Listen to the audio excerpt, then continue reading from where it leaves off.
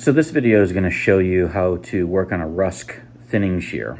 These are great shears. The only problem is the hardware on them is really difficult to take apart. So I wanted to do this video when I ran into one the other day, and I hope that this helps you. If you have any questions about anything that I do in this video, you're always welcome to reach out to me. There'll be information in the drop-down box below. So if you have any questions, please feel free to reach out to me. I hope that this helps you. All right, one of the more frustrating shears that we have to deal with a lot of times when we're out in the field is the rusk thinning shear. Now, they're a great shear. I love this shear, actually. It really does do a good job. But the difficulty is taking it apart.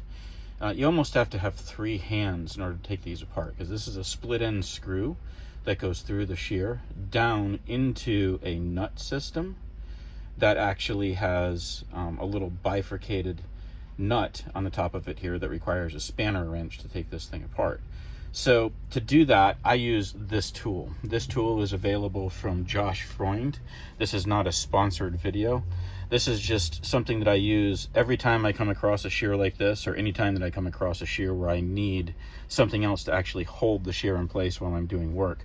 This has been a great tool for me. It can be screwed down to your bench. I typically don't. I just screw it on with a C-clamp when I need it, so it's out of the way. And I have a flathead bit on the back here, and I'm going to use the flathead bit to hold the screw in place while I actually take this apart with one of my spanner wrenches. So what I'm going to do is I'm just going to set this thing up, get it ready to go, come up over the top, get into that little spanner wrench piece, do my turn, switch to a different one. There we go. That's the one I want. And I'm actually just going to go in, turn this piece,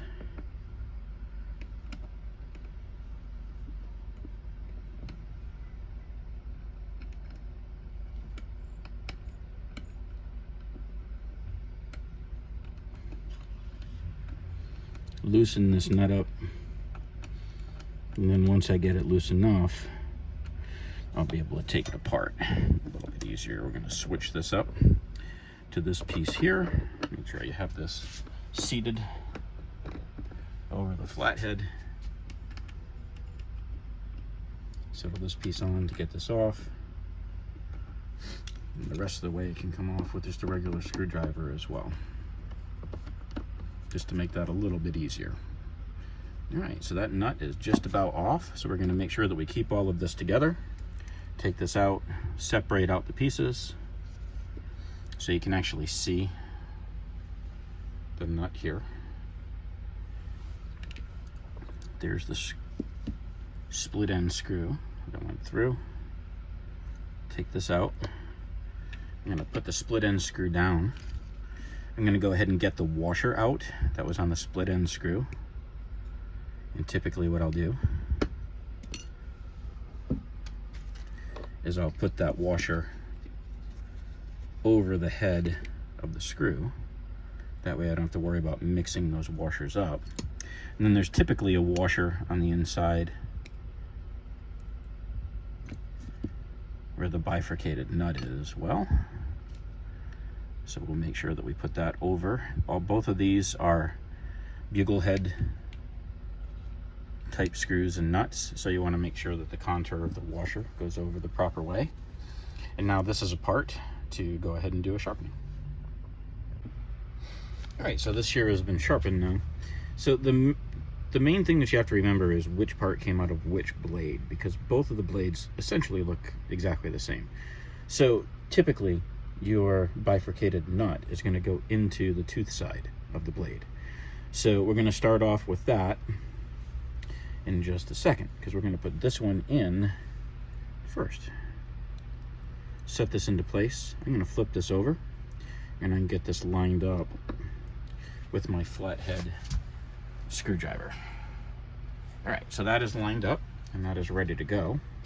I'm going to go ahead and put the other blade over the top. And in this particular case, I'm going to keep the blades closed. Typically, I don't keep blades closed when I'm putting shears together, but this one can be very difficult if you don't, because again, you have to hold everything together as you get everything started, and you don't want to cross thread. So I'm going to take my screwdriver to start with and just ease that nut onto the stud of the screw there. Come on now.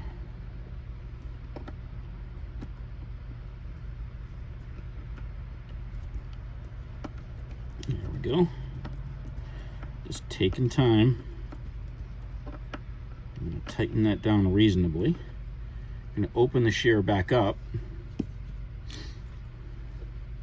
and I'm going to start the process of tightening the shear. So I'm going to make sure, and I'm squatting down just to make sure that I have that over the head. Set this in. I'm going to tighten down, and I'm going to feel the tension. I'm going to ease any burr off as well as I close. All right, so the tension feels pretty good on that. Let that go. You can see it stops about a third of the way up, which is about what you want for the shear. And we'll give her a quick test. Just going to test on tissue in this particular case. You see we get a good clean cut all the way to the last tooth. And actually going to grab some rabbit fur, because that's what I've got closest to me here for this video. And we'll just go ahead and do a cut, pull away, do a cut, pull away. You can see at the tip it's cutting fine. It's cutting fine in the middle with no catching. So this shear is ready to go back to the customer. This tool right here, this thing has been invaluable to me. When I put up this video, I'll go ahead and put a link to the website where I get it. And really great tool. So thank you, Josh, for this. It's really helped me over time.